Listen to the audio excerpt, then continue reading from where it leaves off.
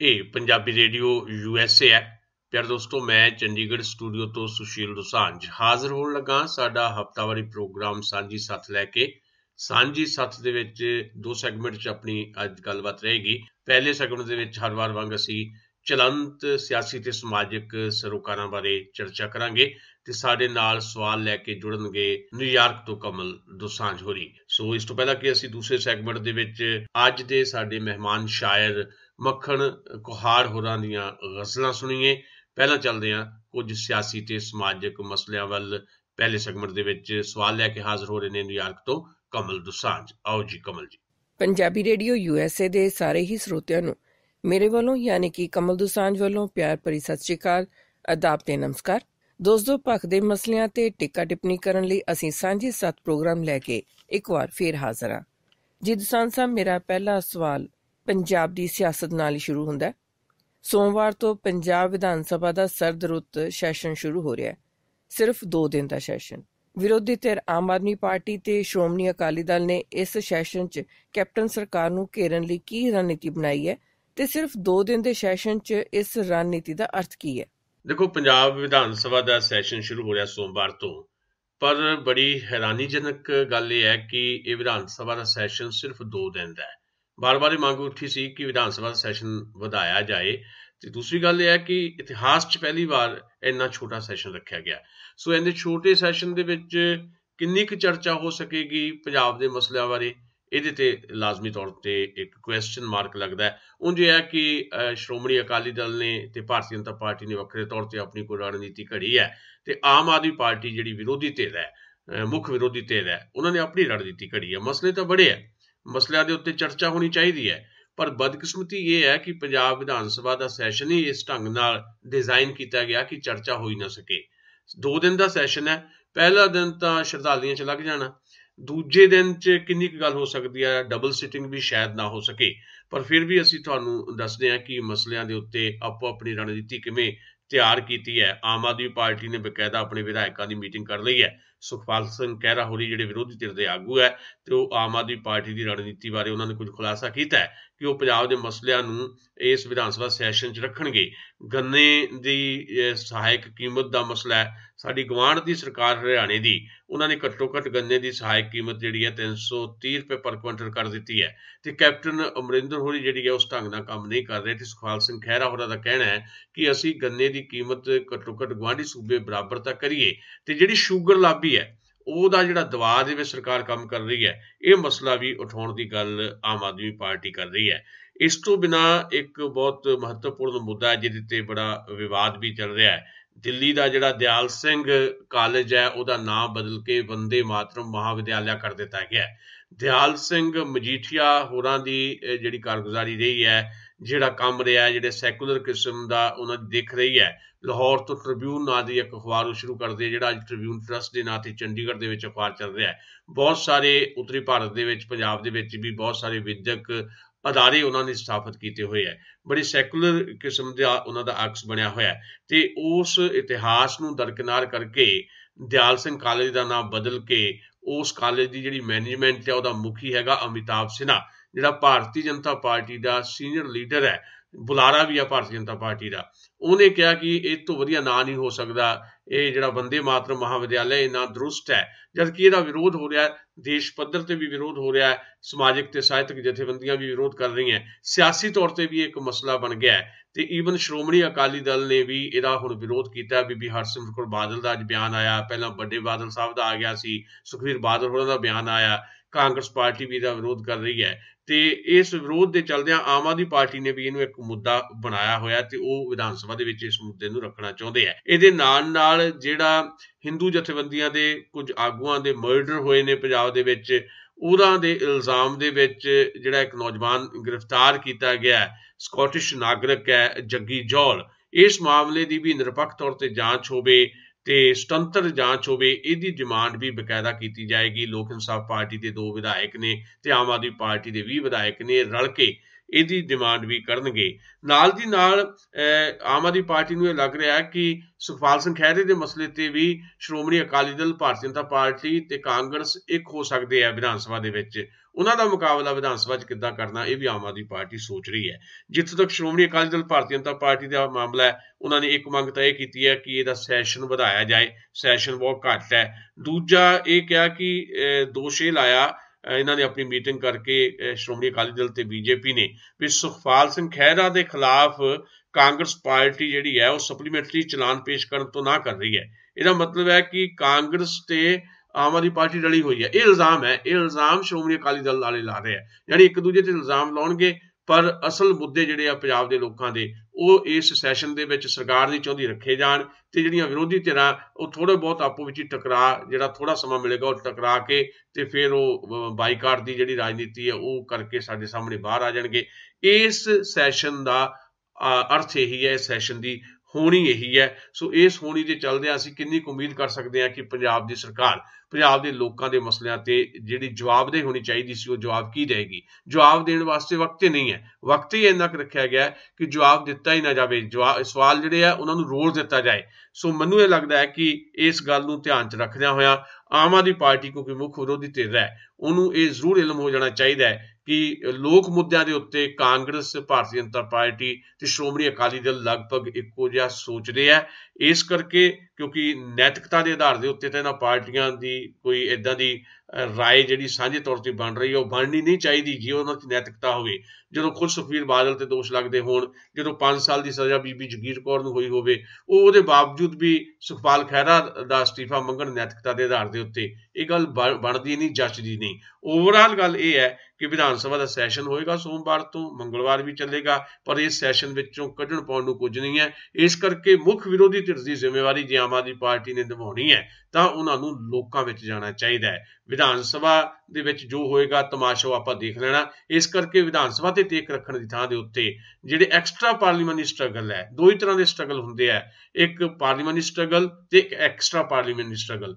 ਜੇ Aam Aadmi party parliamentary struggle 'ਚ ਵੀ ਆਪਣਾ ਯੋਗਦਾਨ ਪਾਵੇ, ਪਰ ਸਮਾਂ ਹੀ ਹੈ ਨਹੀਂ ਉੱਥੇ।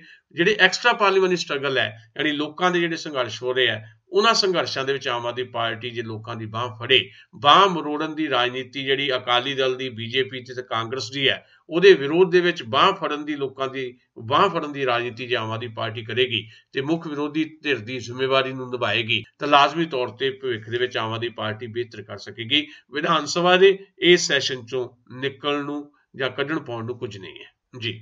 ਦਸਾਂਝ ਸਾਹਿਬ, ਪੰਜਾਬ 'ਚ ਅਮਨ ਕਾਨੂੰਨ ਦੀ ਸਥਿਤੀ ਲਗਾਤਾਰ ਖਰਾਬ ਹੋ ਰਹੀ ਹੈ, ਲੋਕਾਂ ਦੀ ਆਰਥਿਕ ਹਾਲਤ ਵੀ ਲਗਾਤਾਰ ਪਤਲੀ ਹੋ ਰਹੀ ਹੈ।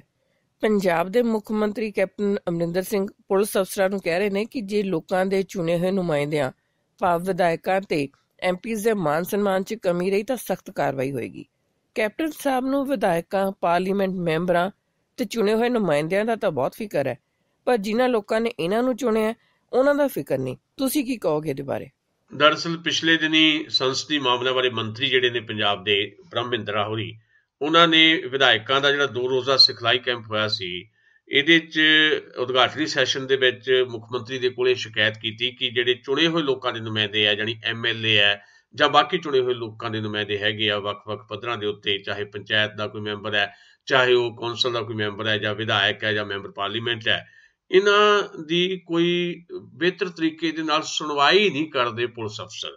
ਇਸ ਤਰ੍ਹਾਂ ਦੀ ਸ਼ਿਕਾਇਤ ਉਹਨਾਂ ਨੇ ਕੀਤੀ। ਉਸ ਤੋਂ ਬਾਅਦ ਕੈਪਟਨ ਅਮਰਿੰਦਰ ਨੇ ਕਿਹਾ ਵੀ ਪੁਲਿਸ ਵਾਲਿਆਂ ਦੀ ਮੀਟਿੰਗ ਇੱਕ ਕਾਲ ਕੀਤੀ ਸੀਗੀ, ਪੰਜਾਬ ਦਾ ਜਿਹੜਾ ਅਮਨ ਕਾਨੂੰਨ ਹੈ, ਇਸ ਅਮਨ ਕਾਨੂੰਨ ਦੇ ਜਿਹੜੇ ਸੰਕਟ ਨੇ ਉਹਦੇ 'ਚ ਪੁਲਿਸ ਦੀ ਜਿਹੜੀ ਭੂਮਿਕਾ, ਉਹਦੇ ਬਾਰੇ ਪੁਲਿਸ ਅਫਸਰਾਂ ਦੀ ਇੱਕ ਉੱਚ ਪੱਧਰੀ ਮੀਟਿੰਗ ਕੀਤੀ ਸੀ ਤੇ ਮੁੱਖ ਮੰਤਰੀ ਨੇ ਉੱਥੇ ਬਹੁਤ ਸਾਰੀਆਂ ਗੱਲਾਂ ਕੀਤੀਆਂ। ਨਾਲ ਇੱਕ ਗੱਲ ਕਹਿਤੀ ਵੀ ਜਿਹੜੇ ਲੋਕਾਂ ਦੇ ਨੁਮਾਇੰਦੇ ਆ, ਜਾਣੀ MLA ਆ, MP ਆ ਜਾਂ ਬਾਕੀ ਲੋਕਾਂ ਦੇ ਨੁਮਾਇੰਦੇ ਆ, ਉਹਨਾਂ ਦੇ ਮਾਣ ਸਨਮਾਨ 'ਚ ਕਮੀ ਜਿਹੜੀ ਦੇਖੀ ਜਾ ਰਹੀ ਉਹ ਨਹੀਂ ਹੋਣੀ ਚਾਹੀਦੀ। ਜੇ ਕਮੀ ਏਦਾਂ ਰਹੀ ਤੇ ਅਫਸਰਾਂ ਨੂੰ ਚੇਤਾਵਨੀ ਦਿੱਤੀ ਗਈ ਹੈ ਤੇ ਉਹਨਾਂ ਦੇ ਖਿਲਾਫ ਐਕਸ਼ਨ ਵੀ ਹੋ ਸਕਦਾ ਹੈ। ਹੁਣ ਦੇਖੋ ਮਸਲਾ ਕੀ ਹੈ, ਮਸਲਾ ਇਹ ਹੈ ਕਿ ਕੈਪਟਨ ਅਮਰਿੰਦਰ ਸਿੰਘ ਜਾਂ ਬ੍ਰਹਮ ਮਹਿੰਦਰਾ ਹੋਰਾਂ ਨੂੰ ਜਾਂ ਪੰਜਾਬ ਦੀ ਸਰਕਾਰ ਨੂੰ ਇਸ ਗੱਲ ਦਾ ਫਿਕਰ ਹੈ ਕਿ ਪੰਜਾਬ ਦੇ ਚੁਣੇ ਹੋਏ ਨੁਮਾਇੰਦੇ, ਵਿਧਾਇਕ, MP, ਇਹਨਾਂ ਨੂੰ ਥਾਣਿਆਂ ਦੇ ਵਿੱਚ ਜਾਂ ਪੁਲਿਸ ਅਫਸਰਾਂ ਦੇ ਕੋਲ ਜਦੋਂ ਇਹ ਜਾਂਦੇ ਆ ਬੜਾ ਮਾਣ ਤਾਣ ਮਿਲੇ, ਪਰ ਜਿਨ੍ਹਾਂ ਲੋਕਾਂ ਨੇ ਇਹਨਾਂ ਨੁਮਾਇੰਦਿਆਂ ਨੂੰ ਚੁਣਿਆ, ਜਿਨ੍ਹਾਂ ਨੇ ਵੋਟ ਪਾ ਕੇ ਚੁਣਿਆ, ਉਹਨਾਂ ਲੋਕਾਂ ਦੀ ਤਾਂ ਗੱਲ ਕਿਤੇ ਕੀਤੀ ਨਹੀਂ ਗਈ। ਉਹਨਾਂ ਲੋਕਾਂ ਦੀ ਸੁਰੱਖਿਆ ਦਾ ਕੀ ਹੋਏਗਾ? ਅੱਜ ਪੰਜਾਬ ਦੇ ਵਿੱਚ ਅਮਨ ਕਾਨੂੰਨ ਦੀ ਸਥਿਤੀ ਇੰਨੀ ਜ਼ਿਆਦਾ ਵਿਗੜ ਚੁੱਕੀ ਹੈ ਵੀ ਹਰ ਸ਼ਹਿਰ ਦੇ ਵਿੱਚ ਵਾਰਦਾਤਾਂ ਹੋ ਰਹੀਆਂ। ਗੈਂਗਸਟਰ ਆਪਣੇ ਤੌਰ ਤੇ ਲੱਗੇ ਹੋਏ ਨੇ, ਪਰ ਛੋਟੀਆਂ ਮੋਟੀਆਂ ਵਾਰਦਾਤਾਂ ਤੋਂ ਲੈ ਕੇ ਵੱਡੀਆਂ ਵਾਰਦਾਤਾਂ ਹੋਰ ਵੀ ਬਹੁਤ ਸਾਰੀਆਂ ਹੋਈਆਂ। ਤੇ ਹੋ ਰਹੀਆਂ। ਅੱਜ ਹੀ ਖਬਰ ਸੀ ਜਲੰਧਰ ਦੇ ਵਿੱਚ ਇੱਕ ਔਰਤ ਦਾ ਕਤਲ ਕਰ ਦਿੱਤਾ ਗਿਆ। ਇਸ ਤੋਂ ਪਹਿਲਾਂ ਵੀ ਜਲੰਧਰ ਦੇ ਵਿੱਚ ਇੱਕ ਨੌਜਵਾਨ ਦਾ ਕਤਲ ਹੋਇਆ। ਖੁਦ ਮੁੱਖ ਮੰਤਰੀ ਦੇ ਸ਼ਹਿਰ ਪਟਿਆਲੇ ਦੇ ਵਿੱਚ ਲੁੱਟਾਂ ਖੋਹਾਂ ਦੀਆਂ ਵਾਰਦਾਤਾਂ ਬੜੀ ਤੇਜ਼ੀ ਨਾਲ ਵਧੀਆਂ। ਪੰਜਾਬ ਭਰ ਦੇ ਵਿੱਚ ਅਮਨ ਕਾਨੂੰਨ ਦੀ ਸਥਿਤੀ ਜਿਹੜੀ ਆ ਕਾਫੀ ਵਿਗੜੀ ਹੋਈ ਹੈ ਤੇ ਅਮਨ ਕਾਨੂੰਨ ਦੀ ਇਹ ਸਥਿਤੀ ਜਿਹੜੀ ਵਿਗੜੀ ਹੋਈ ਆ, ਇਹਨੂੰ ਇਹ ਕਹਿ ਕੇ ਕਿ ਵਿਧਾਇਕਾਂ ਤੇ ਮੈਂਬਰ ਪਾਰਲੀਮੈਂਟ ਜਾਂ ਚੁਣੇ ਹੋਏ ਨੁਮਾਇੰਦਿਆਂ ਨੂੰ ਮਾਣ ਸਤਿਕਾਰ ਦੇਵੇ ਪੁਲਿਸ, ਇਹ ਕਹਿਣ ਦੀ ਥਾਂ ਤੇ ਇਹ ਕਹਿਣ ਦੀ ਜ਼ਰੂਰਤ ਸੀ ਕਿ ਲੋਕਾਂ ਦੇ ਮਸਲੇ ਹੱਲ ਕਿਉਂ ਨਹੀਂ ਕਰਦੀ ਪੁਲਿਸ। ਪੁਲਿਸ ਦਾ ਕੰਮ ਕੀ ਹੈ? ਪੁਲਿਸ ਦਾ ਕੰਮ ਹੈ ਕਿ ਲੋਕਾਂ ਦੀ ਮਿੱਤਰ ਬਣ ਕੇ ਵਿਚਰੇ, ਲੋਕਾਂ ਦੀ ਸਹਿਯੋਗੀ ਬਣ ਕੇ ਵਿਚਰੇ। ਪਰ ਪੰਜਾਬ ਦੀ ਪੁਲਿਸ ਦੇ ਜਿਹੜੇ ਅਖਤਿਆਰ ਨੇ ਜਾਂ ਅਧਿਕਾਰ ਇੰਨੇ ਵਧਾ ਦਿੱਤੇ ਗਏ ਹੈ ਕਿ ਲੋਕਾਂ ਨਾਲ ਉਹਨਾਂ ਦਾ ਤਾਲਮੇਲ ਜਿਹੜਾ ਆ ਉਹ ਮਿੱਤਰਤਾ ਵਾਲਾ ਨਹੀਂ ਹੈ, ਸਗੋਂ ਹਾਕਮਾਂ ਵਾਲਾ ਹੈ, ਤਾਨਾਸ਼ਾਹ ਵਾਲਾ ਹੈ ਤੇ ਸਰਕਾਰ ਦਾ ਉੱਤੇ ਕੁੰਡਾ ਹੈ। ਇਹ ਕਿੱਦਾਂ ਹੋ ਸਕਦਾ ਹੈ ਕਿ ਸਰਕਾਰ ਦੇ ਚੁਣੇ ਹੋਏ ਨੁਮਾਇੰਦਿਆਂ ਨੂੰ ਪੁਲਿਸ ਸਤਿਕਾਰ ਨਾ ਦੇਵੇ? ਅਸਲ 'ਚ ਕੈਪਟਨ ਅਮਰਿੰਦਰ ਚਾਹੁੰਦੇ ਆ ਕਿ ਜਿੱਦਾਂ ਸ਼੍ਰੋਮਣੀ ਅਕਾਲੀ ਦਲ ਬੀਜੇਪੀ ਦੀ ਸਰਕਾਰ ਸੀ ਤੇ ਜਿਹੜੇ ਸਰਕਲ ਜਥੇਦਾਰ ਲਾਏ ਹੋਏ ਸੀ, ਜਿਨ੍ਹਾਂ ਨੂੰ ਥਾਣਿਆਂ ਦੇ ਵਿੱਚ, ਕਚਹਿਰੀਆਂ ਦੇ ਵਿੱਚ ਵਾਹਵਾ ਮਾਣ ਤਾਣ ਮਿਲਦਾ ਸੀ ਤੇ ਉਹ ਮਤਲਬ ਪੁਲਿਸ ਤੋਂ ਵੀ ਵੱਧ ਕੇ ਉੱਪਰ ਕੰਮ ਕਰਦੇ ਸੀ ਤੇ ਲੋਕਾਂ ਦੇ ਨਾਲ ਜਿਸ ਤਰ੍ਹਾਂ ਦਾ ਬਿਹੇਵ ਉਸ ਦੌਰ 'ਚ ਰਿਹਾ, ਵੀ ਉਸੇ ਤਰ੍ਹਾਂ ਦੀਆਂ ਤਾਕਤਾਂ ਜਿਹੜੀਆਂ ਆ ਕਾਂਗਰਸ ਦੇ ਆਗੂਆਂ ਨੂੰ ਮਿਲ ਜਾਣ ਥੱਲੇ ਤੇ ਪੁਲਿਸ ਬਕਾਇਦਾ ਉਹਨਾਂ ਦਾ ਮਾਣ ਸਤਿਕਾਰ ਕਰੇ। ਚਾਹੀਦਾ ਇਹ ਹੈ ਕਿ ਕੈਪਟਨ ਅਮਰਿੰਦਰ ਪੰਜਾਬ ਦੇ ਲੋਕਾਂ ਦੀ ਜਿਹੜੀ ਹਾਲਤ ਹੈ ਉਹਦੇ ਤੇ ਪੁਲਿਸ ਨਾਲ ਜਿਸ ਤਰ੍ਹਾਂ ਦਾ ਪੁਲਿਸ ਦਾ ਲੋਕਾਂ ਦੇ ਨਾਲ ਬਿਹੇਵ ਹੈ ਉਹਦੇ ਤੇ ਗੱਲ ਕਰਨ। ਲੋਕਾਂ ਨਾਲ ਪੁਲਿਸ ਦਾ ਬਿਹੇਵ ਚੰਗਾ ਹੋਵੇ, ਪੁਲਿਸ ਲੋਕਾਂ ਦੀ ਮਿੱਤਰ ਬਣ ਕੇ ਕੰਮ ਕਰੇ। ਇਹਦੇ ਤੇ ਜ਼ੋਰ ਦੇਣ ਦੀ ਥਾਂ ਦੇ ਉੱਤੇ ਲੋਕਾਂ ਦੇ ਚੁਣੇ ਹੋਏ ਨੁਮਾਇੰਦੇ, MLA MP, ਉਹਨਾਂ ਦਾ ਮਾਣ ਸਨਮਾਨ ਹੋਰ ਵਧੇ ਜੀ। ਉਹਨਾਂ ਨੂੰ ਤਾਂ ਪਹਿਲੇ ਬਹੁਤ ਮਾਣ ਸਨਮਾਨ ਹੈ, ਉਹਨਾਂ ਨੂੰ ਤਾਂ ਪੁਲਿਸ ਦੇ SHO SSP ਝੁਕ ਕੇ ਸਲਾਮਾਂ ਕਰਦੇ ਆ। ਜਿੱਧਰੋਂ ਨੁਮਾਇੰਦੇ ਲੰਘਦੇ ਨੇ ਲੋਕਾਂ ਦੀ, ਇਹ ਸੋਕਾਰ ਨੁਮਾਇੰਦੇ ਚੁਣੇ ਹੋਏ MP ਜਾਂ MLA, ਤੇ ਉੱਥੋਂ ਦੇ DC ਸਾਹਿਬ ਖੜੇ ਸਲਾਮ ਠੋਕ ਰਹੇ ਹੁੰਦੇ ਉਹਨਾਂ ਨੂੰ ਤਾਂ ਪਹਿਲੇ ਸਲਾਮਾਂ ਠੋਕਦੀਆਂ। ਲੋੜ ਇਸ ਗੱਲ ਦੀ ਆ ਕਿ ਜਿਨ੍ਹਾਂ ਲੋਕਾਂ ਨੇ ਇਹਨਾਂ ਨੂੰ ਚੁਣਿਆ ਉਹਨਾਂ ਲੋਕਾਂ ਦੇ ਮਸਲੇ ਹੱਲ ਕਰਨ ਵਾਸਤੇ ਪੁਲਿਸ ਲੋਕਾਂ ਦੀ ਮਿੱਤਰ ਬਣ ਕੇ ਵਿਚਰੇ। ਇਹਦਾ ਪ੍ਰਬੰਧ ਕੌਣ ਕਰੇਗਾ? ਇਹ ਪ੍ਰਬੰਧ ਨਹੀਂ ਕੀਤਾ ਜਾ ਰਿਹਾ। ਪ੍ਰਬੰਧ ਉਲਟਾ ਕੀਤਾ ਜਾ ਰਿਹਾ ਕਿ ਲੋਕਾਂ ਦੇ ਚੁਣੇ ਹੋਏ ਨੁਮਾਇੰਦਿਆਂ ਦੇ ਨਾਂ ਤੇ ਜਿਹੜੇ ਹਾਕਮ ਬਣ ਕੇ ਵਿਚਰ ਰਹੇ ਆ ਉਹਨਾਂ ਨੂੰ ਹੋਰ ਤਾਕਤਾਂ ਮਿਲ ਜਾਣ। ਲੋਕਾਂ ਦੀ ਸੁਰੱਖਿਆ, ਲੋਕਾਂ ਦੇ ਮਸਲੇ ਬੇਸ਼ੱਕ ਢੱਠੇ ਖੂਚ ਪੈਣ, ਇਹਦੀ ਕੋਈ ਕਿਸੇ ਕਿਸਮ ਦੀ ਚਿੰਤਾ ਕਿਸੇ ਨੂੰ ਦਿਖਾਈ ਨਹੀਂ ਦੇ ਰਹੀ ਜੀ। ਅਸੀਂ ਪਿਛਲੇ ਹਫ਼ਤੇ ਵੀ ਫਿਲਮ ਪਦਮਾਵਤੀ ਦੇ ਵਿਰੋਧ ਬਾਰੇ ਚਰਚਾ ਕੀਤੀ ਸੀ। ਅਸੀਂ ਪੁੱਛਣਾ ਚਾਹੁੰਦੇ ਹਾਂ ਕਿ ਇਸ ਵਿਰੋਧ ਪਿੱਛੇ ਸਿਆਸੀ ਅਤੇ ਵੋਟ ਸਮੀਕਰਨ ਕੀ ਨੇ? ਫਿਲਮ ਪਦਮਾਵਤੀ ਬਾਰੇ ਅਸੀਂ ਪਿਛਲੇ ਹਫ਼ਤੇ ਵੀ ਗੱਲ ਕੀਤੀ ਸੀ। ਅਸੀਂ ਜਿਹੜਾ ਵਿਰੋਧ ਚੱਲ ਰਿਹਾ ਉਹਦੇ ਤੇ ਆਪਣੇ ਤਰੀਕੇ ਨਾਲ ਟਿੱਪਣੀ ਕੀਤੀ ਸੀ। ਪਰ ਅੱਜ ਅਸੀਂ ਇਸ ਫਿਲਮ ਦੇ ਹਵਾਲੇ ਦੇ ਨਾਲ ਜਿਹੜਾ ਇਹਦਾ ਵਿਰੋਧ ਚੱਲ ਰਿਹਾ ਹੈ, ਇਹਦੇ ਰਾਜਨੀਤਿਕ ਸਮੀਕਰਨ ਕੀ ਹੈ, ਇਹਦੇ ਤੇ ਥੋੜੀ ਜੀ ਸੰਖੇਪ ਜੀ ਚਰਚਾ ਕਰਨੀ ਚਾਹੁੰਦੇ ਹਾਂ। ਇਹਦਾ ਰਾਜਨੀਤਿਕ ਸਮੀਕਰਨ ਬਹੁਤ ਹੀ ਮਹੱਤਵਪੂਰਨ ਹੈ। ਇਸੇ ਕਰਕੇ ਇਹ ਮਸਲਾ ਜਿਹੜਾ ਹੈ ਇਸ ਵੇਲੇ ਬਹੁਤ ਮਹੱਤਵਪੂਰਨ ਮਸਲਾ ਬਣ ਗਿਆ ਹੈ। ਯਾਨੀ ਸਾਡੀ ਦੇਸ਼ ਦੀ ਜਿਹੜੀ ਸਰਕਾਰ ਹੈ ਨਰਿੰਦਰ ਮੋਦੀ ਦੀ ਅਗਵਾਈ ਦੇ ਵਿੱਚ ਜਦੋਂ ਦੀ ਸਰਕਾਰ ਆਈ ਹੈ, ਇਹਨਾਂ ਨੇ ਕਿਸੇ ਨਾ ਕਿਸੇ ਮਸਲੇ ਨੂੰ ਹਮੇਸ਼ਾ ਚਰਚਾ 'ਚ ਰੱਖਿਆ ਤੇ ਉਹਦੇ ਪਿੱਛੇ ਵੋਟ ਪੋਲਿਟਿਕਸ ਰਹੀ ਹੈ। ਇਹ ਇੱਕ ਦੁਸ਼ਮਣ ਸਾਹਮਣੇ ਜਿਹੜਾ ਆ ਉਹ ਦਿਖਾਉਂਦੇ ਆ ਲੋਕਾਂ ਨੂੰ ਵੀ ਆਹ ਸਾਡੇ ਦੁਸ਼ਮਣ ਆ। ਕਦੇ ਚਾਈਨਾ ਸਾਡਾ ਦੁਸ਼ਮਣ ਹੋ ਜਾਂਦਾ ਹੈ, ਕਦੇ ਸਾਡਾ ਪਾਕਿਸਤਾਨ ਦੁਸ਼ਮਣ ਹੋ ਜਾਂਦਾ ਹੈ, ਕਦੇ ਕੋਈ ਹੋਰ ਮਸਲਾ ਉਠਾ ਲਿਆ ਜਾਂਦਾ ਹੈ, ਕਦੇ ਧਰਮ ਦੇ ਨਾਂ ਤੇ ਕੁਝ ਮਸਲੇ ਉੱਠਦੇ ਨੇ, ਕਦੇ ਮੰਦਰ ਦਾ ਮੁੱਦਾ ਸਾਡੇ ਸਾਹਮਣੇ ਆ ਜਾਂਦਾ। ਵਕਤ ਤੇ ਬਹੁਤ ਸਾਰੇ ਜਿਹੜੇ ਨੌਨ ਇਸ਼ੂਜ਼ ਹੈ ਉਹਨਾਂ ਨੂੰ ਇਸ਼ੂ ਬਣਾ ਕੇ ਬਕਾਇਦਾ ਇਹ ਅੱਗੇ ਲੈ ਕੇ ਆਉਂਦੇ ਆ ਤਾਂ ਜੋ ਇਹਨਾਂ ਨੂੰ ਵੋਟ ਪੋਲਿਟਿਕਸ ਜਿਹੜੀ ਇਹਨਾਂ ਨੂੰ ਜਿੱਦਾਂ ਸੂਟ ਕਰਦੀ ਉਹਦੇ ਮੁਤਾਬਿਕ ਇਹਨਾਂ ਨੂੰ ਲਾਭ ਹੋ ਸਕੇ। ਇਸ ਵੇਲੇ 4 ਸੂਬੇ ਜਿਹੜੇ ਹੈ ਭਾਰਤ ਦੇ, ਉਹਨਾਂ 'ਚ ਚੋਣਾਂ ਦਾ ਮਾਹੌਲ ਹੈ। ਕਿਤੇ ਚੋਣਾਂ ਦਾ ਮਾਹੌਲ ਚੱਲ ਰਿਹਾ, ਕਿਤੇ ਅਗਲੇ ਸਾਲ ਚੋਣਾਂ ਹੋਣੀਆਂ। ਗੁਜਰਾਤ ਦੇ ਵਿੱਚ ਚੋਣਾਂ ਆ, ਗੁਜਰਾਤ ਦੇ ਵਿੱਚ ਚੋਣਾਂ ਦਾ ਮਾਹੌਲ ਚੱਲ ਰਿਹਾ। UP ਦੇ ਵਿੱਚ ਲੋਕਲ ਬਾਡੀਜ਼ ਦੀਆਂ ਚੋਣਾਂ ਚੱਲ ਰਹੀਆਂ। ਅਗਲੇ ਸਾਲ ਰਾਜਸਥਾਨ ਜਿੱਥੇ ਭਾਰਤੀ ਜਨਤਾ ਪਾਰਟੀ ਦਾ ਰਾਜ ਹੈ ਉੱਥੇ ਚੋਣਾਂ ਹੋਣੀਆਂ। ਅਗਲੇ ਸਾਲ ਹੀ ਮੱਧ ਪ੍ਰਦੇਸ਼ ਜਿੱਥੇ ਭਾਰਤੀ ਜਨਤਾ ਪਾਰਟੀ ਦਾ ਰਾਜ ਹੈ ਉੱਥੇ ਚੋਣਾਂ ਹੋਣੀਆਂ। ਤੇ ਜੇ ਆਪਾਂ ਇੱਕ ਨਕਸ਼ਾ ਦੇਖੀਏ ਕਿ ਇਸ ਵੇਲੇ ਜਿਹੜਾ ਰਾਜਪੂਤ ਭਾਈਚਾਰਾ ਹੈ ਉਹਦਾ ਅਸਰ ਕਿੰਨਾ ਕਿਆ ਭਾਰਤ ਦੇ ਵਿੱਚ ਵੋਟਰਾਂ ਦੇ ਲਿਹਾਜ਼ ਦੇ ਨਾਲ ਜੇ ਗੱਲ ਕਰਨੀ ਹੋਵੇ ਤਾਂ ਭਾਰਤ ਦੇ ਵਿੱਚ 7.5 ਕਰੋੜ ਰਾਜਪੂਤ ਹੈ। 15 ਸੂਬਿਆਂ ਦੀਆਂ ਯਾਨੀ 29 ਵਿੱਚੋਂ 15 ਸੂਬਿਆਂ ਦੀਆਂ 500 ਵਿਧਾਨ ਸਭਾ ਸੀਟਾਂ ਤੇ ਰਾਜਪੂਤ ਵੋਟਰ ਦਾ ਜਿਹੜਾ ਆ ਉਹ ਅਸਰ ਰਹਿੰਦਾ ਹੈ। ਪਦਮਾਵਤੀ ਦੀ ਰਾਜਨੀਤੀ ਕਰਦਿਆਂ ਭਾਰਤੀ ਜਨਤਾ ਪਾਰਟੀ ਦੀ ਰਾਜ ਵਾਲੇ 7 ਸੂਬੇ ਜਿਹੜੇ ਹੈ ਉਹਨਾਂ ਨੇ ਪਦਮਾਵਤੀ ਫਿਲਮ ਤੋਂ ਰਿਲੀਜ਼ ਜਿਹੜੀ ਆ ਉਹਨੂੰ ਰੋਕਣ ਦੀ ਗੱਲ ਕਹੀ ਹੈ। ਵਿੱਚੋਂ ਕਈ ਸੂਬੇ ਤਾਂ ਪਾਬੰਦੀ ਲਾਈ ਦਿੱਤੀ ਗਈ ਹੈ। ਕਾਂਗਰਸ ਪਾਰਟੀ ਦੀ ਪੰਜਾਬ 'ਚ ਸਰਕਾਰ ਆ, ਕੈਪਟਨ ਅਮਰਿੰਦਰ ਹੋਰ ਵੀ ਰਾਜੇ ਮਹਾਰਾਜਾ ਦੀ ਕੁਲ ਦੇ ਵਿੱਚੋਂ ਹੈ, ਉਹਨਾਂ ਨੇ ਵੀ ਪੰਜਾਬ ਸਰਕਾਰ ਦੇ ਵਿੱਚ ਇਹਨੂੰ ਪਾਬੰਦ ਕਰਨ ਦੀ ਗੱਲ ਕਹੀ ਸੀ ਤੇ ਉਹਨਾਂ ਨੇ ਕਿਹਾ ਕਿ ਇਹਦਾ ਵਿਰੋਧ ਜਿਹੜਾ ਹੈ ਉਹ ਸਹੀ ਚੱਲ ਰਿਹਾ ਹੈ। ਇਹ ਸਾਰੇ ਸੰਦਰਭ ਨੂੰ ਸਮਝਣਾ ਪਏਗਾ ਕਿ ਕਾਂਗਰਸ ਪਾਰਟੀ ਤੇ ਨੈਸ਼ਨਲ ਲੈਵਲ ਤੇ ਵੀ ਤੇ ਸੂਬਾਈ ਲੈਵਲ ਤੇ ਵੀ ਕਾਂਗਰਸ ਪਾਰਟੀ ਤੇ ਭਾਰਤੀ ਜਨਤਾ ਪਾਰਟੀ ਦੋਵੇਂ ਫਿਲਮ ਪਦਮਾਵਤੀ ਦੇ ਖਿਲਾਫ ਖੁੱਲ ਕੇ ਬੋਲ ਰਹੀਆਂ। ਕਾਰਨ ਵੋਟਾਂ ਆ। ਵੋਟਾਂ ਕਰਕੇ 500 ਵਿਧਾਨ ਸਭਾ ਸੀਟਾਂ ਤੇ ਇਹਨਾਂ ਦਾ ਅਸਰ ਹੈ ਰਾਜਪੂਤ ਭਾਈਚਾਰੇ ਦਾ। ਜਿਹੜੇ 7-8 ਸੂਬੇ ਜੇ ਉਹਨਾਂ ਦਾ ਮੈਂ ਜ਼ਿਕਰ ਕਰਾਂ ਸੰਖੇਪ ਦੇ ਵਿੱਚ, ਉੱਤਰ ਪ੍ਰਦੇਸ਼ ਦੇ ਵਿੱਚ 1.5 ਕਰੋੜ ਜਿਹੜੇ ਆ ਰਾਜਪੂਤ ਰਹਿੰਦੇ ਆ। ਰਾਜਸਥਾਨ ਦੇ ਵਿੱਚ 70 ਲੱਖ ਦੇ ਕਰੀਬ ਰਾਜਪੂਤ ਹੈ। ਮੱਧ ਪ੍ਰਦੇਸ਼ ਦੇ ਵਿੱਚ 65 ਲੱਖ ਦੇ ਕਰੀਬ ਰਾਜਪੂਤ ਹੈ। ਬਿਹਾਰ 'ਚ 55 ਲੱਖ ਦੇ ਕਰੀਬ ਰਾਜਪੂਤ ਰਹਿੰਦੇ ਆ। ਗੁਜਰਾਤ ਜਿੱਥੇ ਚੋਣਾਂ ਦਾ ਮਾਹੌਲ ਚੱਲ ਰਿਹਾ ਉੱਥੇ 45 ਲੱਖ ਰਾਜਪੂਤ ਹੈ। ਉੱਤਰਾਖੰਡ ਦੇ ਵਿੱਚ 40 ਲੱਖ ਦੇ ਕਰੀਬ ਰਾਜਪੂਤ ਹੈ ਤੇ ਹਿਮਾਚਲ ਪ੍ਰਦੇਸ਼ ਦੇ ਵਿੱਚ ਜਿੱਥੇ ਚੋਣਾਂ ਹੋ ਚੁੱਕੀਆਂ 25 ਲੱਖ ਦੇ ਕਰੀਬ ਰਾਜਪੂਤ ਹੈ। ਜਿਹੜੇ ਯੂਪੀ ਦੇ ਮੁੱਖ ਮੰਤਰੀ ਆਦਿੱਤਿਆਨਾਥ ਯੋਗੀ ਇਹ ਵੀ ਰਾਜਪੂਤ ਭਾਈਚਾਰੇ ਚੋਂ ਆ। ਰਮਨ ਸਿੰਘ ਰਾਜਪੂਤ ਭਾਈਚਾਰੇ ਚੋਂ, ਵੀਰਭੱਦਰ ਸਿੰਘ ਰਾਜਪੂਤ ਭਾਈਚਾਰੇ ਚੋਂ। ਰਾਜਸਥਾਨ ਦੀ ਮੁੱਖ ਮੰਤਰੀ ਵਸੁੰਧਰਾ ਰਾਜੇ ਇਹ ਵੀ ਰਾਜਪੂਤ ਭਾਈਚਾਰੇ ਚੋਂ ਹੈਗੇ ਆ। ਦਿੱਲੀ ਦੇ ਉਪ ਮੁੱਖ ਮੰਤਰੀ ਮਨੀਸ਼ ਸਿਸੋਦੀਆ ਤੇ ਜੰਮੂ ਕਸ਼ਮੀਰ ਦੇ ਨਿਰਮਲ ਸਿੰਘ ਵੀ ਰਾਜਪੂਤ ਹੈ। ਮੋਦੀ ਸਰਕਾਰ ਦੇ ਵਿੱਚ 8 ਮੰਤਰੀ ਰਾਜਪੂਤ ਭਾਈਚਾਰੇ ਚੋਂ ਆ। ਤੇ ਇਹ ਸਾਰੀ ਸਿਚੁਏਸ਼ਨ ਨੂੰ ਜਦੋਂ ਅਸੀਂ ਦੇਖਦੇ ਹਾਂ ਵੋਟਾਂ ਦੇ ਲਿਹਾਜ਼ ਨਾਲ, ਤਾਂ ਜੇ ਹੁਣ ਗੁਜਰਾਤ ਦਾ ਜ਼ਿਕਰ ਕਰੀਏ ਤਾਂ ਗੁਜਰਾਤ ਦੇ ਵਿੱਚ ਜੇ ਵੋਟਾਂ ਦਾ ਹਿਸਾਬ ਕਿਤਾਬ ਆਪਾਂ ਲਾਈਏ ਤਾਂ 10% ਦੇ ਕਰੀਬ ਜਿਹੜੇ ਵੋਟਰਸ ਜਿਹੜੇ ਆ ਰਾਜਪੂਤ ਆ। ਇਹ 18 ਜ਼ਿਲ੍ਹਿਆਂ ਦੇ ਵਿੱਚ, 17 ਤੋਂ 18 ਜ਼ਿਲ੍ਹਿਆਂ ਦੇ ਵਿੱਚ 10% ਵੋਟਰ ਰਾਜਪੂਤ ਹੈ ਗੁਜਰਾਤ ਦੇ ਵਿੱਚ। 20 ਤੋਂ 25 ਸੀਟਾਂ ਤੇ ਇਹਦਾ ਅਸਰ ਹੈ ਤੇ ਕੋਈ 18 ਰਾਜਪੂਤ ਇਸ ਵੇਲੇ ਵੀ ਵਿਧਾਇਕ ਨੇ ਗੁਜਰਾਤ ਦੇ ਵਿੱਚ। ਉੱਤਰ ਪ੍ਰਦੇਸ਼ ਦੇ ਵਿੱਚ ਲੋਕਲ ਬਾਡੀਜ਼ ਦੀਆਂ ਚੋਣਾਂ ਚੱਲ ਰਹੀਆਂ। ਯੋਗੀ ਆਦਿੱਤਿਆਨਾਥ ਵੀ ਰਾਜਪੂਤ ਹੈ। 10 ਤੋਂ ਲੈ ਕੇ 11% ਵੋਟਰ ਉੱਤਰ ਪ੍ਰਦੇਸ਼ ਦੇ ਵਿੱਚ ਰਾਜਪੂਤ ਹੈ ਤੇ ਲੋਕਲ ਬਾਡੀਜ਼ ਚੋਣਾਂ ਚੱਲ ਰਹੀਆਂ, ਇਸ ਕਰਕੇ ਇਹਦਾ ਲਾਭ ਲੈਣ ਦੀ ਕੋਸ਼ਿਸ਼ ਕੀਤੀ ਜਾ ਰਹੀ ਹੈ। ਉੱਤਰ ਪ੍ਰਦੇਸ਼ ਦੇ ਵਿੱਚ 14 MP ਤੇ 78 MLA ਰਾਜਪੂਤ ਹੈ। ਰਾਜਸਥਾਨ ਦੇ ਵਿੱਚ ਅਗਲੇ ਸਾਲ ਵਿਧਾਨ ਸਭਾ ਦੀਆਂ ਚੋਣਾਂ ਹੋਣੀਆਂ ਤੇ ਇੱਥੇ 10% ਰਾਜਪੂਤ ਵੋਟਰ ਹੈ। 2008 ਦੇ ਵਿੱਚ ਚੋਣਾਂ ਦਾ ਲਾਭ ਲੈਣ ਵਾਸਤੇ ਸਾਰਾ ਮਾਹੌਲ ਜਿਹੜਾ ਇਸ ਵੇਲੇ ਉੱਥੇ ਰਾਜਸਥਾਨ ਤੋਂ ਉੱਠੀ ਆ ਗੱਲ। ਇਹ ਕਰਨੀ ਸੈਨਾ ਇਹੀ ਗੱਲ ਉਠਾ ਰਹੀ ਹੈ ਤੇ 28 MLA ਤੇ 3 MP ਰਾਜਪੂਤ ਹੈ ਰਾਜਸਥਾਨ ਦੇ ਵਿੱਚ। ਮੱਧ ਪ੍ਰਦੇਸ਼ ਦੇ ਵਿੱਚ ਵੀ ਅਗਲੇ ਸਾਲ ਚੋਣਾਂ ਹੋਣੀਆਂ। 8% ਵੋਟਰ ਰਾਜਪੂਤ ਹੈ। 45 ਸੀਟਾਂ ਤੇ ਰਾਜਪੂਤ ਬਹੁਤ ਅਹਿਮ ਬਣ ਜਾਂਦੇ ਆ ਮੱਧ ਪ੍ਰਦੇਸ਼ ਦੇ ਵਿੱਚ। ਸੋ 3 MP ਇੱਥੋਂ ਰਾਜਪੂਤ ਹੈ। ਇੱਥੇ ਵੀ ਰਾਜਪੂਤਾਂ ਦਾ ਲਾਭ ਲੈਣ ਵਾਸਤੇ ਇਹ ਮਾਹੌਲ ਏਦਾਂ ਗਰਮ ਕੀਤਾ ਜਾ ਰਿਹਾ ਹੈ। ਇੱਕ ਤਾਂ ਭਾਰਤ ਦੇ ਵਿੱਚ ਕਲਾ ਤੇ ਥੀਏਟਰ ਤੇ ਸਾਹਿਤ ਜਾਂ ਲਿਖਣ ਬੋਲਣ ਦੀ ਆਜ਼ਾਦੀ ਦੇ ਮਸਲਿਆਂ ਤੇ ਜਦੋਂ ਆਪਾਂ ਗੱਲ ਕਰਦੇ ਹਾਂ ਤੇ ਇਹ ਮਾਹੌਲ ਬਣਾਇਆ ਜਾਂਦਾ ਹੈ।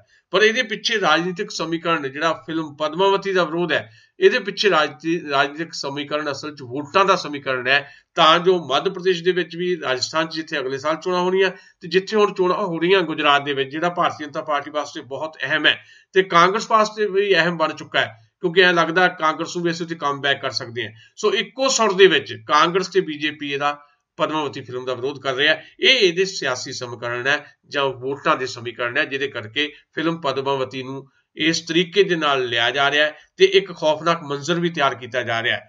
ਕੱਲ ਦੀ ਘਟਨਾ ਆਪਾਂ ਖਬਰਾਂ ਦੇ ਵਿੱਚ ਤੁਸੀਂ ਸਾਰੇ ਸੁਣ ਚੁੱਕੇ ਹੋ ਕਿ ਕਿਵੇਂ ਰਾਜਸਥਾਨ ਦੇ ਵਿੱਚ ਨਾਹਰਗੜ੍ਹ ਇੱਕ ਕਿਲ੍ਹਾ ਹੈ, ਉਹਦੀ ਫਸੀਲ ਤੋਂ ਇੱਕ ਲਾਸ਼ ਲਟਕਦੀ ਮਿਲੀ ਹੈ ਤੇ 22 ਪੱਥਰਾਂ ਦੇ ਉੱਤੇ ਪਦਮਾਵਤੀ ਫਿਲਮ ਦੇ ਵਿਰੋਧ 'ਚ ਲਿਖਿਆ ਹੋਇਆ ਤੇ ਕਿਹਾ ਕਿ ਅਸੀਂ ਸਿਰਫ ਪੁਤਲੇ ਨਹੀਂ ਸਾੜਦੇ, ਅਸੀਂ ਲਟਕਾਉਣਾ ਵੀ ਜਾਣਦੇ ਹਾਂ। ਸੋ ਜੇ ਇਹ ਮਾਹੌਲ ਪੈਦਾ ਕਰਕੇ ਰਾਜਨੀਤੀ ਦੇ ਵਿੱਚ ਵੋਟਾਂ ਦੀ ਫਸਲ ਕੱਟ ਲਈ ਜਾਏ, ਹੋਰ ਇਹਨਾਂ ਨੂੰ ਕੀ ਚਾਹੀਦਾ? ਇਹੀ ਇੱਕੋ ਇੱਕ ਕਾਰਨ ਇਸ ਫਿਲਮ ਦੇ ਵਿਰੋਧ ਹੈ। ਜੀ, ਭਾਰਤ ਦੀ ਸਾਂਝੀ ਵਿਰਾਸਤ, ਸਾਂਝੀਆਂ ਇਤਿਹਾਸਕ ਥਾਵਾਂ ਤੇ ਭਗਵੇਂ ਕਰਨ ਦੀ ਸਿਆਸਤ ਤੇਜ਼ ਹੋ ਗਈ ਹੈ।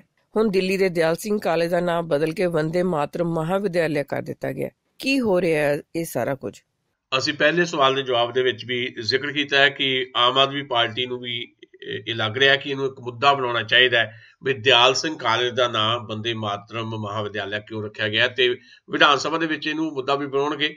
ਤੇ ਇਸ ਤੋਂ ਬਿਨਾਂ ਵੀ ਜਨਤਕ ਪੱਧਰ ਦੇ ਉੱਤੇ ਵੀ ਕੋਸ਼ਿਸ਼ ਹੈ ਆਮ ਆਦਮੀ ਪਾਰਟੀ ਦੀ ਵੀ ਤੇ ਕੁਝ ਹੋਰ ਜਥੇਬੰਦੀਆਂ ਦੀ ਵੀ ਕਿ ਇਸ ਮੁੱਦੇ ਦੇ ਉੱਤੇ ਲੜਾਈ ਨੂੰ ਭਖਾਇਆ ਜਾਏ। ਕੇਂਦਰੀ ਪੰਜਾਬੀ ਲੇਖ ਸਭਾ ਨੇ ਵੀ ਇਹਦਾ ਬੜਾ ਸਖਤ ਨੋਟਿਸ ਲਿਆ।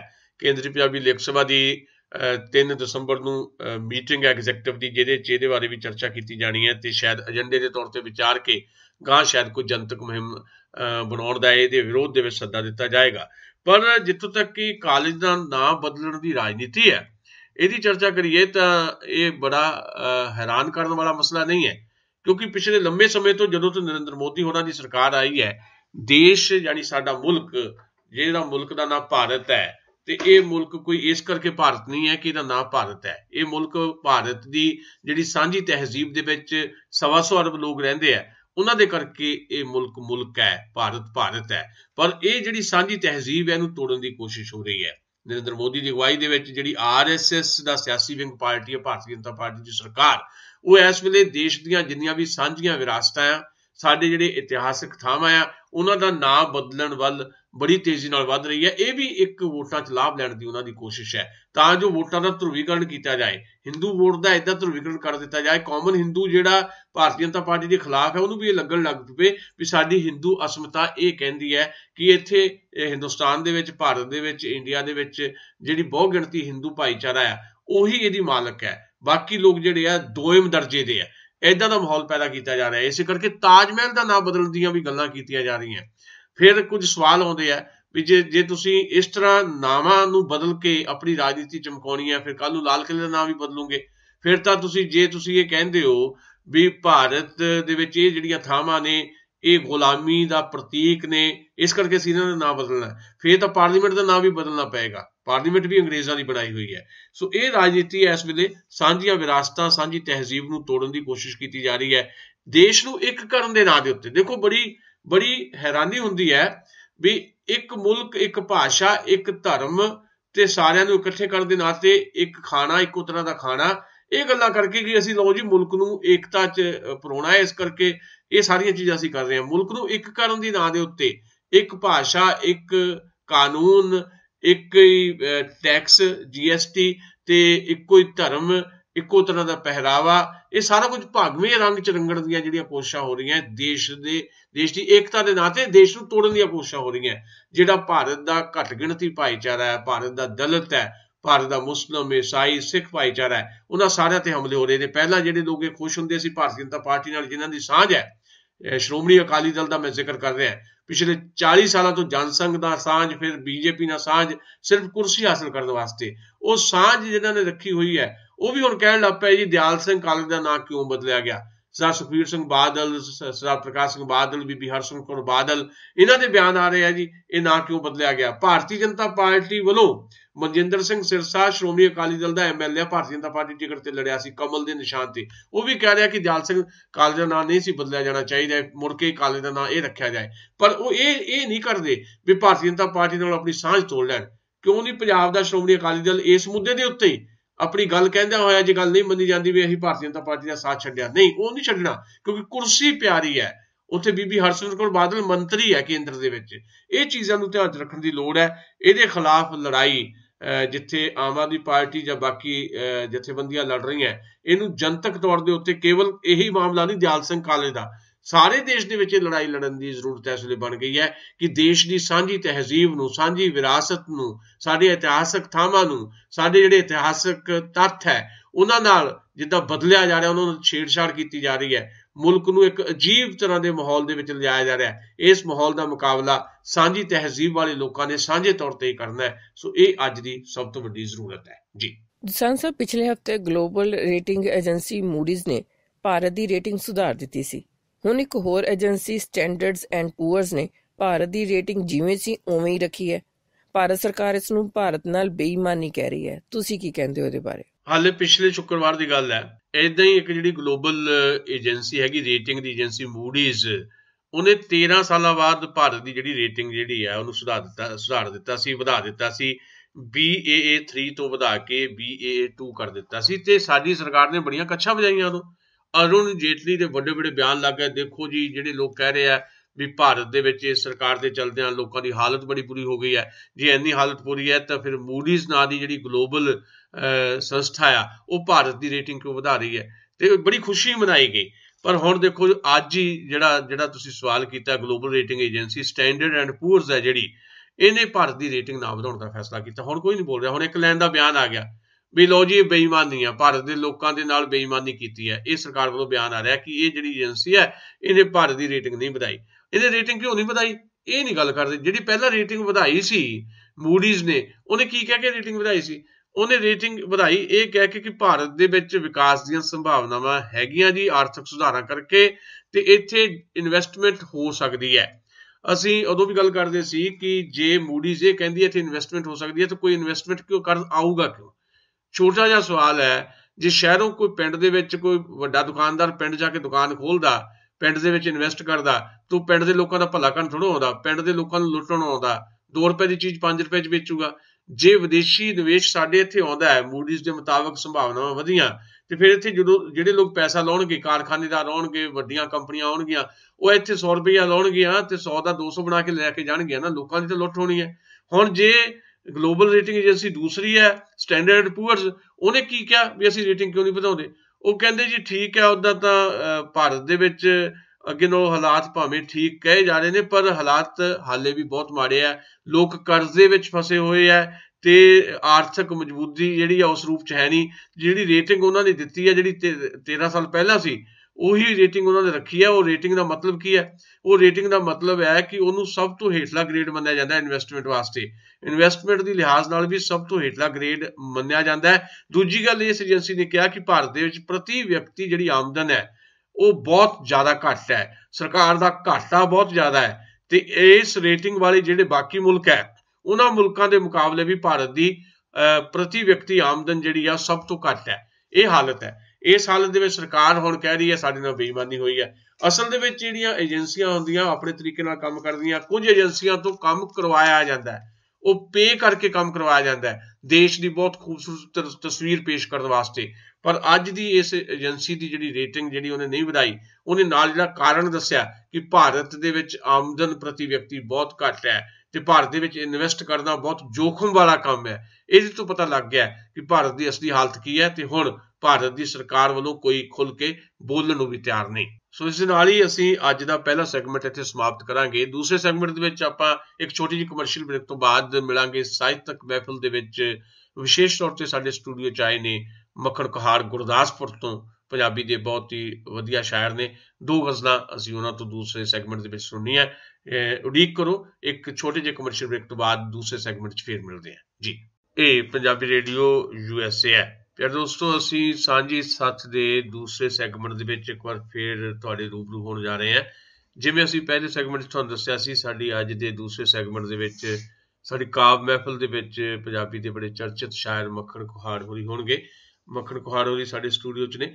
ਮੱਖਣ ਕੁਹਾੜ ਗੁਰਦਾਸਪੁਰ ਤੋਂ ਨੇ। ਉਂਝ ਕੇਂਦਰੀ ਪੰਜਾਬੀ ਲੇਖ ਸਭਾ ਦੇ ਨਾਲ ਪਿਛਲੇ 30-32 ਸਾਲਾਂ ਤੋਂ ਲਗਾਤਾਰ ਜੁੜੇ ਹੋਏ ਨੇ। ਕੇਂਦਰੀ ਪੰਜਾਬੀ ਲੇਖ ਸਭਾ ਦੇ ਸਕੱਤਰ ਵੀ ਕਈ ਵਾਰ ਰਹੇ ਨੇ, ਮੀਤ ਪ੍ਰਧਾਨ ਵੀ ਰਹੇ ਨੇ। ਅੱਜ ਕੱਲ੍ਹ ਕੇਂਦਰੀ ਪੰਜਾਬੀ ਲੇਖ ਸਭਾ ਦੇ ਉਹ ਐਗਜ਼ੈਕਟਿਵ ਦੇ ਮੈਂਬਰ ਨੇ। ਪੰਜਾਬੀ ਦੀ ਬਹੁਤ ਹੀ ਖੂਬਸੂਰਤ ਗਜ਼ਲ ਕਹਿੰਦੇ ਨੇ।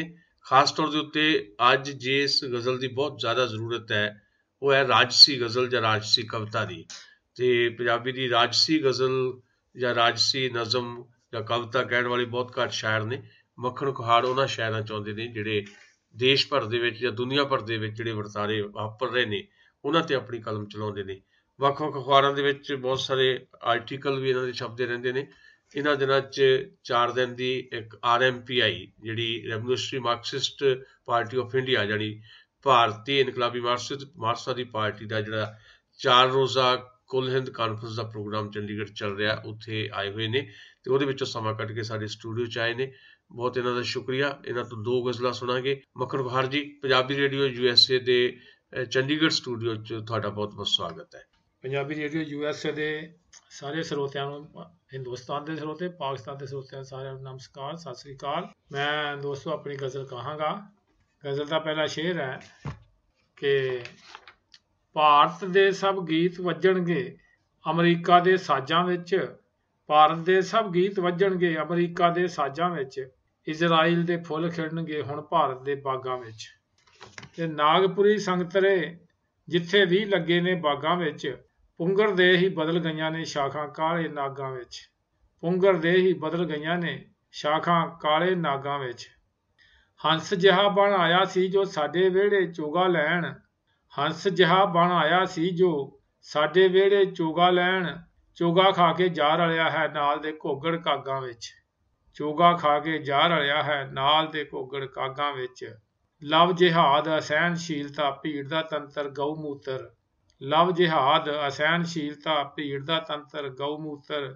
ਤਾਜਪੋਸ਼ੀ ਦੇ ਜਸ਼ਨਾਂ ਮਗਰੋਂ ਮਿਲਿਆ ਸਾਨੂੰ ਲਾਗਾਂ ਵਿੱਚ, ਤਾਜਪੋਸ਼ੀ ਦੇ ਜਸ਼ਨਾਂ ਮਗਰੋਂ ਮਿਲਿਆ ਸਾਨੂੰ ਲਾਗਾਂ ਵਿੱਚ। ਐ ਦਿਲ ਕੇਵਲ ਦਿਲਦਾਰਾਂ ਨੂੰ ਦਿਲ ਦਾ ਹਾਲ ਸੁਣਾਇਆ ਕਰ, ਐ ਦਿਲ ਐਵੇਂ ਦਿਲਦਾਰਾਂ ਨੂੰ, ਕੇਵਲ ਦਿਲਦਾਰਾਂ ਨੂੰ ਦਿਲ ਦਾ ਹਾਲ ਸੁਣਾਇਆ ਕਰ। ਤੈਨੂੰ ਐਵੇਂ ਭਰਮ ਹੈ ਕਿ ਦਿਲ ਹੁੰਦਾ ਹੈ ਤਾਜਾਂ ਵਿੱਚ। ਤੇ ਸ਼ੇਰ ਹੋਰ ਦੇਖੋ ਜੀ ਕਿ ਆਪਾਂ ਮੰਗੀ ਸੀ ਆਜ਼ਾਦੀ ਬੱਗੇ ਤਲਵੇ ਚੀਤਿਆਂ ਤੋਂ, ਆਪਾਂ ਮੰਗੀ ਸੀ ਆਜ਼ਾਦੀ ਬੱਗੇ ਤੰਦੂਏ ਚੀਤਿਆਂ ਤੋਂ ਬਦਲ ਗਈ ਹੈ ਪਰ ਆਜ਼ਾਦੀ ਕਾਲੇ ਭੂਰੇ ਬਾਗਾਂ ਵਿੱਚ। ਸਾਨੂੰ ਦੀਪ ਜਗਾਉਣ ਲਈ ਕਹਿ ਕੇ ਵਾਰ ਨੂੰ ਆਖਣ ਤੇਜ ਵਗੇ, ਸਾਨੂੰ ਦੀਪ ਜਗਾਉਣ ਲਈ ਕਹਿ ਕੇ ਵਾਰ ਨੂੰ ਆਖਣ ਤੇਜ ਵਗੇ। ਇਹ ਕਿੱਦਾਂ ਦੇ ਰਹਿਬਰ ਆਏ ਹਨ, ਇਹ ਕਿੱਦਾਂ ਦੇ ਰਹਿਬਰ ਆਏ ਹਨ ਅੱਜ ਸਾਡੇ ਭਾਗਾਂ ਵਿੱਚ। ਪੜ੍ਹ ਲਿਖ ਪੁੱਤਰ ਅਫਸਰ ਬਣ ਕੇ ਘਰ ਦੀ ਗੁਰਬਤ ਦੂਰ ਕਰੂ, ਡਰ ਲੱਗਦਾ ਹੈ ਐਸੀ ਖਾਹਿਸ਼ ਆ ਨਾ ਜਾਏ ਖਾਬਾਂ ਵਿੱਚ। ਕਿ ਗੁੰਮ ਗਏ ਸਨ ਖੰਭ ਜੋ ਬੁਲਬੁਲ ਮੋਰਾਂ ਹੰਸਾਂ ਕੋਇਲਾਂ ਦੇ, ਗੁੰਮ ਗਏ ਸਨ ਖੰਭ ਜੋ ਬੁਲਬੁਲ ਮੋਰਾਂ ਹੰਸਾਂ ਕੋਇਲਾਂ ਦੇ। ਵੇਖ ਲਏ ਨੇ ਟੰਗੇ ਹੋਏ ਲੋਕਾਂ ਰਾਜ ਦੇ ਤਾਜਾਂ ਵਿੱਚ। ਚੋਰੋ ਚੱਕਿਆਂ ਨਾਲ ਵੀ ਐ ਦਿਲ ਹੱਸ ਹੱਸ ਹੱਥ ਮਿਲਾਇਆ ਕਰ, ਚੋਰੋ ਚੱਕਿਆਂ ਨਾਲ ਵੀ ਐ ਦਿਲ ਹੱਸ ਹੱਸ ਹੱਥ ਮਿਲਾਇਆ ਕਰ। ਕੱਲ ਨੂੰ ਸ਼ਾਮਲ ਹੋ ਸਕਦੇ ਨੇ ਇਹ ਸਭ ਰਾਜ ਦੇ ਤਾਜਾਂ ਵਿੱਚ, ਕੱਲ ਨੂੰ ਸ਼ਾਮਲ ਹੋ ਸਕਦੇ ਨੇ ਇਹ ਸਭ ਰਾਜ ਦੇ ਤਾਜਾਂ ਵਿੱਚ। ਕੀ ਹੈ ਤੂੰ ਵੀ ਮੱਖਣਾ, ਆਖਰੀ ਸ਼ੇਰ ਆ ਜੀ। ਕੀ ਹੈ ਤੂੰ ਵੀ ਮੱਖਣਾ ਤੈਨੂੰ ਐਨੀ ਵੀ ਜੇ ਸਮਝ ਨਹੀਂ, ਕੀ ਹੈ ਤੂੰ ਵੀ ਮੱਖਣਾ ਤੈਨੂੰ ਐਨੀ ਵੀ ਜੇ ਸਮਝ ਨਹੀਂ। ਅਸਲੀ ਸ਼ਕਤੀ ਘੋੜੇ ਵਿੱਚ ਹੈ ਜਾਂ ਘੋੜੇ ਦੀਆਂ ਆਵਾਜ਼ਾਂ ਵਿੱਚ, ਅਸਲੀ ਸ਼ਕਤੀ ਘੋੜੇ ਵਿੱਚ ਹੈ ਜਾਂ ਘੋੜੇ ਦੀਆਂ ਆਵਾਜ਼ਾਂ ਵਿੱਚ। ਕਿ ਨਾਗਪੁਰੀ ਸੰਗਤਰੇ ਜਿੱਥੇ ਵੀ ਲੱਗੇ ਨੇ ਬਾਗਾਂ ਵਿੱਚ, ਪੁੰਗਰ ਦੇ ਹੀ ਬਦਲ ਗਈਆਂ ਨੇ ਸ਼ਾਖਾਂ ਕਾਲੇ ਨਾਗਾਂ ਵਿੱਚ। ਦੂਸਰੀ ਗਜ਼ਲ ਹੈ ਜੀ। ਇਹ ਕਿੱਦਾਂ ਦਾ ਮੌਸਮ ਹੈ ਨਾ ਲੱਭੇ ਸ਼ਾਮ ਸਵੇਰਾ, ਇਹ ਕਿੱਦਾਂ ਦਾ ਮੌਸਮ ਹੈ ਨਾ ਲੱਭੇ ਸ਼ਾਮ ਸਵੇਰਾ। ਸਿਖਰ ਦੁਪਹਿਰੇ ਵੀ ਲੱਗਦਾ ਹੈ ਰਾਤ ਦਾ ਗੂੜ ਹਨੇਰਾ, ਸਿਖਰ ਦੁਪਹਿਰੇ ਵੀ ਲੱਗਦਾ ਹੈ ਰਾਤ ਦਾ ਗੂੜ ਹਨੇਰਾ। ਸੂਰਜ ਨੂੰ ਉਹ ਮੱਤਾਂ ਦਿੰਦੇ ਉੱਗਣੋਂ ਪਹਿਲਾਂ ਸੋਚੇ, ਸੂਰਜ ਨੂੰ ਉਹ ਮੱਤਾਂ ਦਿੰਦੇ ਉੱਗਣੋਂ ਪਹਿਲਾਂ ਸੋਚੇ। ਚੰਦਰਮਾ ਨੂੰ ਆਖ ਰਹੇ ਨੇ ਰਾਤ ਨਾ ਪਾਵੇ ਫੇਰਾ, ਚੰਦਰਮਾ ਨੂੰ ਆਖ ਰਹੇ ਨੇ ਰਾਤ ਨਾ ਪਾਵੇ ਫੇਰਾ। ਗਿਰਜਾਂ ਨੇ ਨਹੀਂ ਬਹਿਣੋਂ ਹਟਣਾ ਜਦ ਤੱਕ ਬੋੜ ਨਾ ਵੱਢਿਆ, ਗਿਰਜਾਂ ਨੇ ਨਹੀਂ ਬਹਿਣੋਂ ਹਟਣਾ ਜਦ ਤੱਕ ਬੋੜ ਨਾ ਵੱਢਿਆ। ਕੋਲ ਖਲੋਤੀਆਂ ਟਾਹਲੀਆਂ ਨਾਲ ਨਹੀਂ ਸਾਡਾ ਕੋਈ ਬਖੇਰਾ, ਕੋਲ ਖਲੋਤੀਆਂ ਟਾਹਲੀਆਂ ਨਾਲ ਨਹੀਂ ਸਾਡਾ ਕੋਈ ਬਖੇਰਾ। ਇਹ ਸ਼ੇਰ ਦੇਖਣਾ। ਫੇਰ ਉਲਝਾਂਗੇ ਆਪਸ ਦੇ ਵਿੱਚ ਪਹਿਲਾਂ ਤੁਸੀਂ ਬਣੀਏ, ਫੇਰ ਉਲਝਾਂਗੇ ਆਪਸ ਦੇ ਵਿੱਚ ਪਹਿਲਾਂ ਤੁਸੀਂ ਬਣੀਏ। ਹੜ ਆਇਆ ਤਾਂ ਰੁੜ ਜਾਵੇਗਾ ਸਭ ਕੁਝ ਤੇਰਾ ਮੇਰਾ, ਹੜ ਆਇਆ ਤਾਂ ਰੁੜ ਜਾਵੇਗਾ ਸਭ ਕੁਝ ਤੇਰਾ ਮੇਰਾ। ਐ ਦਿਲ ਜੇ ਨਾ ਹੋਣ ਸ਼ਿਕਾਰੀ ਤੇ ਚੋਗੇ ਦੇ ਸੰਸੇ, ਫੇਰ ਕਦੇ ਨਾ ਉੱਡਣ ਪੰਛੀ ਛੱਡ ਕੇ ਬਾਗ ਘਨੇਰਾ। ਪ੍ਰਵਾਸੀ ਦੋਸਤਾਂ ਲਈ ਹੈ ਕਿ ਐ ਦਿਲ ਜੇ ਨਾ ਹੋਣ ਸ਼ਿਕਾਰੀ ਤੇ ਚੋਗੇ ਦੇ ਸੰਸੇ, ਫੇਰ ਕਦੇ ਨਾ ਉੱਡਣ ਪੰਛੀ ਛੱਡ ਕੇ ਬਾਗ ਘਨੇਰਾ। ਅਲਾਦੀਨ ਦੇ ਉਸ ਚਿਰਾਗ ਨੂੰ ਕੀ ਕਰਨਾ ਘਰ ਰੱਖ ਕੇ, ਅਲਾਦੀਨ ਦੇ ਉਸ ਚਿਰਾਗ ਨੂੰ ਕੀ ਕਰਨਾ ਘਰ ਰੱਖ ਕੇ। ਜਿਸ ਚੋਂ ਨਿਕਲੇ ਜਿੰਨ ਜਦੋਂ ਵੀ ਗਲ ਘੁੱਟ ਦੇਵੇ ਮੇਰਾ, ਜਿਸ ਚੋਂ ਨਿਕਲੇ ਜਿੰਨ ਜਦੋਂ ਵੀ ਗਲ ਘੁੱਟ ਦੇਵੇ ਮੇਰਾ। ਜੇ ਹੈ ਸੂਰਜ ਸਭ ਦਾ ਸਾਂਝਾ ਝੌਂਪੜੀਆਂ ਤੱਕ ਜਾਵੇ, ਪਸਰਿਆ ਰਹਿੰਦਾ ਹੈ ਜਿੱਥੇ ਹਰ ਪਲ ਗੂੜ ਹਨੇਰਾ। ਨੇੜੇ ਹੁੰਦਾ ਅੱਲਾ ਮੀਆਂ ਪੁੱਛਦੇ ਕੋਲ ਬਿਠਾ ਕੇ, ਨੇੜੇ ਹੁੰਦਾ ਅੱਲਾ ਮੀਆਂ ਪੁੱਛਦੇ ਕੋਲ ਬਿਠਾ ਕੇ। ਜੇ ਸਭਨਾਂ ਨੂੰ ਘਰ ਦੇ ਦਿੰਦਾ ਕੀ ਘਟਨਾ ਸੀ ਤੇਰਾ, ਜੇ ਸਭਨਾਂ ਨੂੰ ਘਰ ਦੇ ਦਿਨੋਂ ਕੀ ਘਟਨਾ ਸੀ ਤੇਰਾ। ਕਿ ਆਖਰੀ ਹੈ। ਪਰਦੇਸਾਂ ਨੂੰ ਜਾਂਦੇ ਨੂੰ ਕੋਈ ਕਿੱਦਾਂ ਇਹ ਗੱਲ ਆਖੇ, ਪਰਦੇਸਾਂ ਨੂੰ ਜਾਂਦੇ ਨੂੰ ਕੋਈ ਕਿੱਦਾਂ ਇਹ ਗੱਲ ਆਖੇ। ਨਾ ਜਾ ਪੁੱਤਰਾ ਤੇਰੇ ਲਈ ਹੈ ਇੱਥੇ ਰਿਜ਼ਕ ਬਥੇਰਾ, ਨਾ ਜਾ ਪੁੱਤਰਾ ਤੇਰੇ ਲਈ ਹੈ ਇੱਥੇ ਰਿਜ਼ਕ ਬਥੇਰਾ। ਇਹ ਕਿੱਦਾਂ ਦਾ ਮੌਸਮ ਹੈ ਨਾ ਲੱਭੇ ਸ਼ਾਮ ਸਵੇਰਾ, ਸਿਖਰ ਦੁਪਹਿਰੇ ਵੀ ਲੱਗਦਾ ਹੈ ਰਾਤ ਦਾ ਗੂੜ ਹਨੇਰਾ। ਇਹ ਸਨ ਮੱਖਣ ਕੁਹਾੜ ਜੀ। ਜਿਵੇਂ ਮੈਂ ਸ਼ੁਰੂ 'ਚ ਦੱਸਿਆ ਸੀ, ਮੱਖਣ ਕੁਹਾੜ ਦੀ ਗਜ਼ਲ ਇੱਕ ਰਾਜਸੀ ਰੰਗ ਲੈ ਕੇ ਆਉਂਦੀ ਹੈ। ਇਹਨਾਂ ਦੀ ਗਜ਼ਲਾਂ ਦੀ ਸ਼ੇਰਾਂ ਦੇ ਵਿੱਚ ਤੁਸੀਂ ਨਾਗਪੁਰ ਦਾ ਜ਼ਿਕਰ ਵੀ ਸੁਣਿਆ। ਨਾਗਪੁਰ ਰਾਸ਼ਟਰੀ ਸਵੈਮ ਸੇਵਕ ਸੰਘ ਜਾਨੀ RSS ਦਾ ਮੁੱਖ ਦਫ਼ਤਰ ਹੈ, ਜਿੱਥੋਂ ਅੱਜ ਕੱਲ੍ਹ ਫਰਮਾਨ ਜਾਰੀ ਹੁੰਦੇ ਨੇ ਜਿਹੜੇ ਸਾਰੇ ਦੇਸ਼ ਦੇ ਵਿੱਚ ਭਾਰਤੀ ਜਨਤਾ ਪਾਰਟੀ ਸਰਕਾਰ ਲਾਗੂ ਕਰ ਰਹੀ ਹੈ। ਇਹਨਾਂ ਦੇ ਗਜ਼ਲਾਂ ਦੇ ਸ਼ੇਰਾਂ ਦੇ ਵਿੱਚ ਇਜ਼ਰਾਈਲ ਵੀ ਸੀ, ਅਮਰੀਕਾ ਵੀ ਸੀ। ਇਹਨਾਂ ਦੇ ਗਜ਼ਲਾਂ ਦੇ ਸ਼ੇਰਾਂ ਦੇ ਵਿੱਚ ਭਾਰਤ ਦੀ ਰਾਜਸੀ ਵਿਵਸਥਾ ਸੀ, ਉਹਦੇ ਤੇ ਵਿਅੰਗ ਕਰਦੇ ਸ਼ੇਰ ਸੀਗੇ। ਸੋ ਇਹਨਾਂ ਸ਼ੇਰਾਂ ਦੇ ਨਾਲ, ਇਹਨਾਂ ਦੀਆਂ ਗਜ਼ਲਾਂ ਦੇ ਨਾਲ ਹੀ ਸਾਡਾ ਅੱਜ ਦਾ ਇਹ ਸੈਗਮੈਂਟ ਇੱਥੇ ਮੁੱਕੇਗਾ। ਅਗਲੇ ਹਫ਼ਤੇ ਅਸੀਂ ਕਿਸੇ ਹੋਰ ਨਵੇਂ ਸ਼ਾਇਰ ਦੇ ਨਾਲ ਤੁਹਾਡੀ ਮੁਲਾਕਾਤ ਕਰਾਵਾਂਗੇ। ਹੁਣ ਦਿਓ ਸੁਸ਼ੀਲ ਤੁਸਾਂ ਨੂੰ ਆਗਿਆ। ਬਹੁਤ ਬਹੁਤ ਮਿਹਰਬਾਨੀ, ਬਹੁਤ ਬਹੁਤ ਸ਼ੁਭ ਸ਼ਾਮ।